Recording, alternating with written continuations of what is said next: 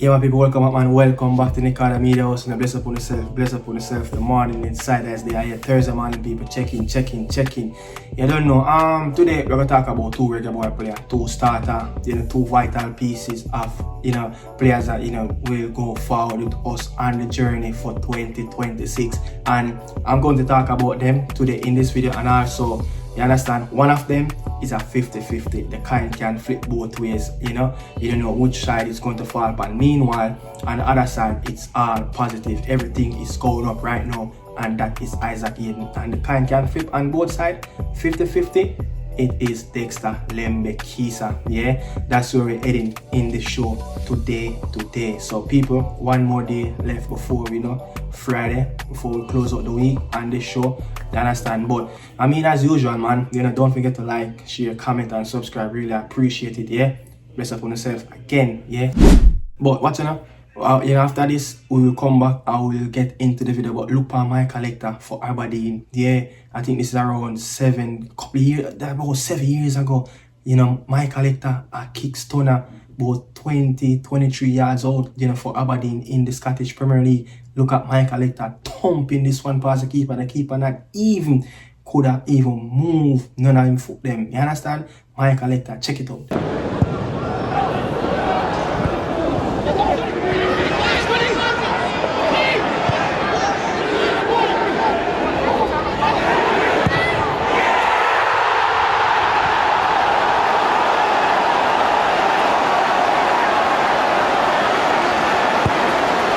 The morning inside of family, everybody checking in. Remember, drop the like, yeah, click that like button and drop comments down there. Yeah, have that interaction with each other in in the chat. You understand? It's good to all the vibes down there. But I mean, look, Isaac Hayden, oh my god, reality check for Isaac Hayden right now. It is reality check. What happened yesterday at Ewood Park, it's a bit of a reality check. Yeah, it can change at any given time, you understand? But I must say, when I was watching that game and the game finished, I saw a face of Isaac Hayden. Yeah, this man just stand up and hold his side like this, and I look like, is it the right decision? But I knew he's like, yeah, this is the right decision. But it's just the journey of where he's going to have to travel with this team. I've tried to fight the fight and try to escape the battle of relegation zone. Right now, they're in the job. Yeah, they're in the job alongside Hull City. Casey Palmer team, they're alongside them. So, I mean, look, they have some tough games coming up. The next 5 games, they have 4 home games at home. I think they have Millwall, Burnley, they have Stoke City, and also Middlesbrough, in the next 4 home games coming up. And the one away game that they have is away, is away to West Brom, another reggae team. You understand? So I mean, let's see, look, the next 4 home games and the next 5 games overall will tell you if this Portsmouth team and Isaac Hayden is up for the challenge to fight the fight and escape the relegation zone. Yeah, he might have got pull something out of the bag again, like what he helped his former team, QPR done last season around this time as well. So I mean, listen to what Isaac Hayden coach have to say, in his pre-game build-up and also his post-game after the game. Isaac Hayden was announced on Friday. He's had a couple of training sessions now under his belt. How's he getting on? Yeah, he's great. Isaac's hit the ground running. He's been training really well with Newcastle anyway, so there's no issues there in terms of him adjusting into the intensity of training. I think what they've been doing has been right at it, and he's kept himself in really good nick anyway. So great to have Isaac down. I think it was a really big signing for us at this stage of the season, considering the competition that we had, considering his background and the calibre of player that we're getting in. So really happy with Isaac, and yeah, he's been in with us for a couple of days and already shown his quality. Isaac Hayden on at half-time for his debut. What did you make of his performance? Yeah, nice and steady, nice and solid, considering it's his first competitive minutes for a long time since the back end of last season. So Paddy being injured, I thought it was the natural thing to do to sort of keep that stability in the middle of the park, and yeah, really pleased with his debut. Yeah, so that's Isaac Hayden, coach, spitting a lot of good words on him. Look, with a lot of people, when Isaac Hayden was really coming to play for us for the first time in that game against the US. You know, a lot of people was like, you know, look, we don't know where his fitness is at, but this coach have said it. This coach have said it, you know, he's in a good place. Yeah. And as far as I listen that, it seems like this man only need a little bit of match preparation, a little bit minutes on the pitch, and then ball start to roll out. But I just think he have a very good game. Yeah, he have a very good game. You know, solid. You know, he didn't get run over in the midfield area as much as Blackburn have a lot of the ball.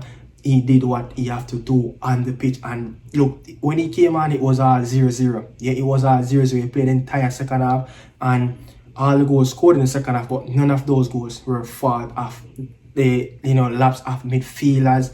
Nothing like that. It was just all collapsed in the back, and, you know, poor management of dealing with the ball coming into the box in the air. So nothing around Isaac Hayden, you say it was his fault, but good game, good run out, you know, I could tell, you know, by looking at his face as well, like, look, he's so happy just to be in that atmosphere amongst the fans that singing, you know, just the smell of the grass, just the smell of competitive club football rather than playing some under 23, some, you know, you don't know, some non-league against some non-league team with the Newcastle Academy. This is where we want him to be, and as soon as Isaac Hayden, yeah, you know, and this is where we want him to be. And look, to be honest, when we call upon him again, he's going to be very, very, very fit. He's going to be ready.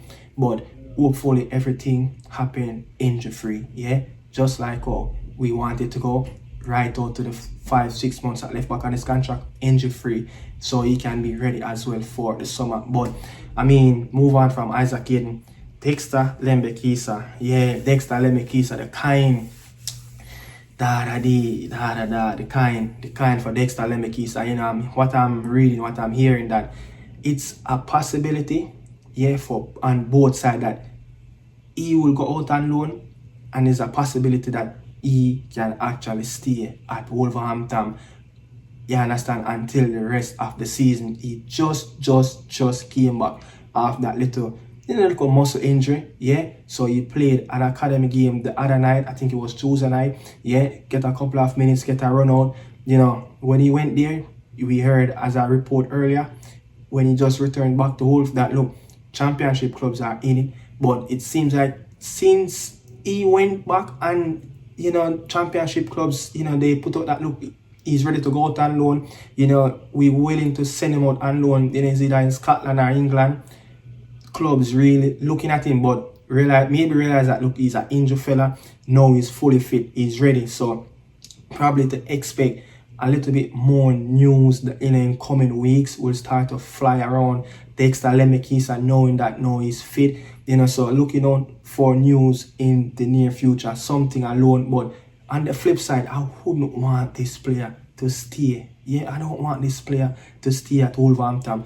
We saw and we see what happened. Yeah, we saw what happened in the Nations League in March last year when he played against Panama and US. Oh, brilliant of a player he can be.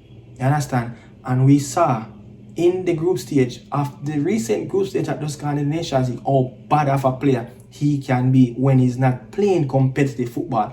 When we got him last year around this time in March, he was playing for the team. I remember if it was Arts in the Scottish Premier League. Yet just came off alone, you know, in the championship, and look how fit he was. He was just running and over everybody. He was just looked like this fit lad, like ready to run over the Mount Everest. You understand? So it's really a stepping stone now for him, his agent, the club. Everybody need to get this boy back, because look, the trajectory where he was on last season, and, you know, when he played for those two teams, it was up like this. His transfer market went from around 2.3 go up to 3 million.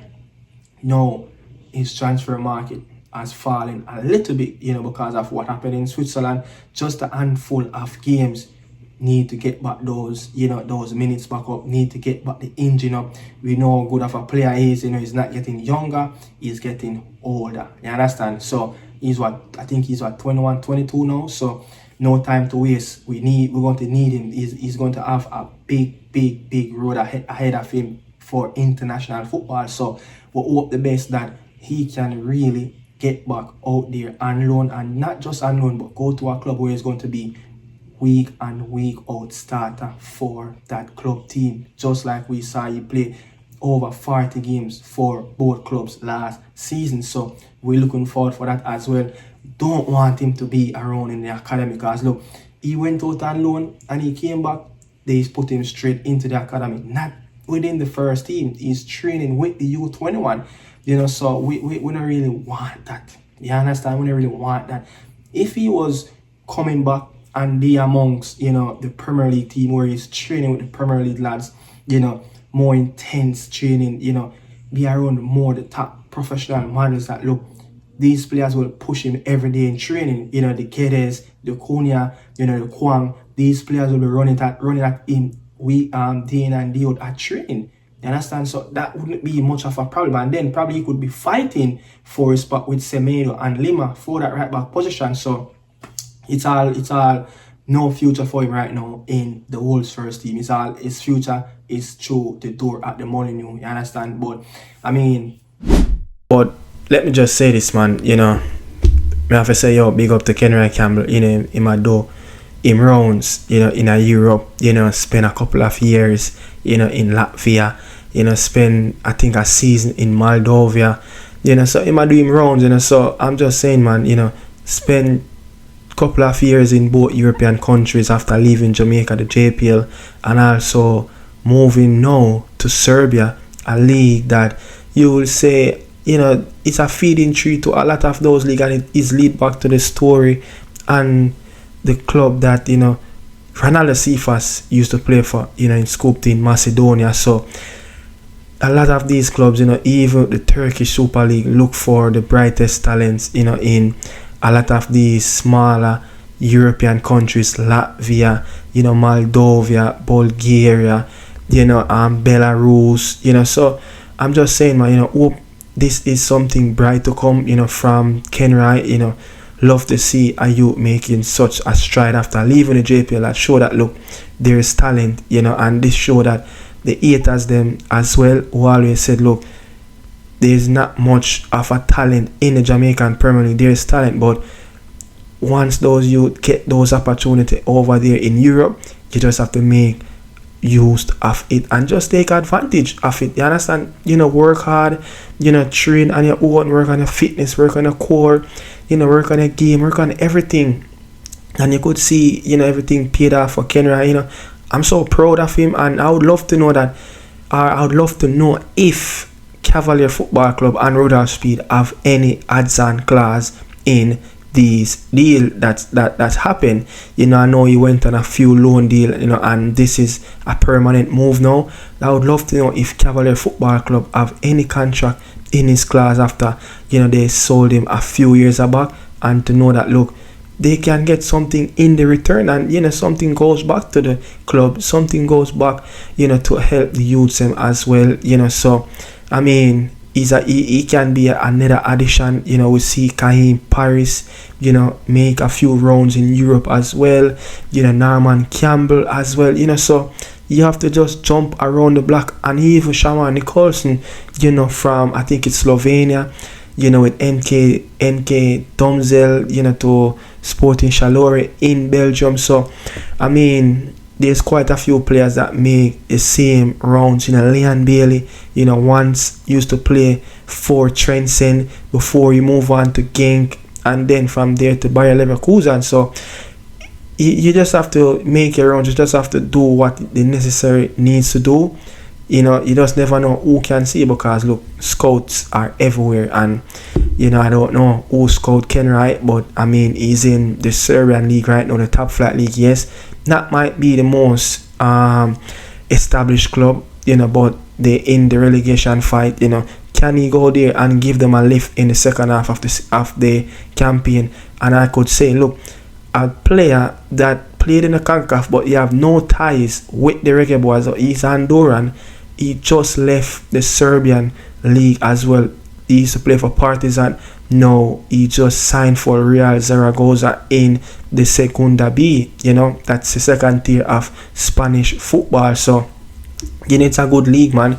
You know, quite a few players. You know, Trevante is still there. You know, Jonah Fleming just left there a season ago, just signed up in, I think it's UAE now. So what's next for Kenroy? Can he make it in to the mainland of Europe, as they call it? Belgium, France, Germany, Spain, England. You don't know, but spend a couple of seasons there, probably sign up for Partizan, probably sign up for a Turkish club, and then slowly but surely making a way in the inlands of Europe. And you know, good to see, you know, another young man leave JPL is making such a good stride out there in Europe. But you know, I mean, again, people, you know, move on, you know, but that's the end of it. Yeah, that's the end of it. You know, the transfer. You know, hope everybody's having a wonderful day. Bless upon yourself. Thanks for watching.